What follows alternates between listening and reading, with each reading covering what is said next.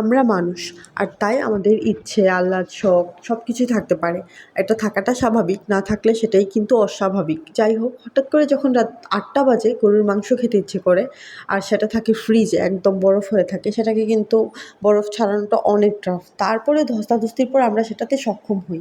তারপরে আপুর কাছে আবদার করি যে, আপু আমরা আজকে গরুর মাংস খাবো তোমার হাতে।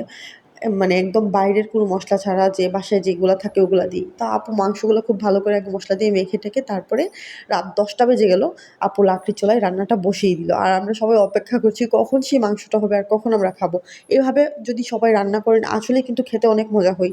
মানে বাইরের কোনো মশলা ছাড়া একদম রাত 10টা বেজে গেছে খাবার খেতে, খেতে। যাই হোক, আমরা খুব মজা করে খেয়েছি। আর এভাবে অবশ্যই সবাই রান্না করবেন। রান্নাটা দেখলেই বুঝতে পারবেন কতটা সুন্দর হয়েছে।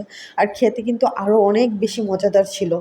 আমি তো আপুকে বারবার বলছিলাম, আপু এরকমভাবে কিন্তু আবার রান্না করতে হবে। আপু বলল, আগে এগুলা শেষ করো, অনেকগুলো মাংস রান্না করা হয়েছিল।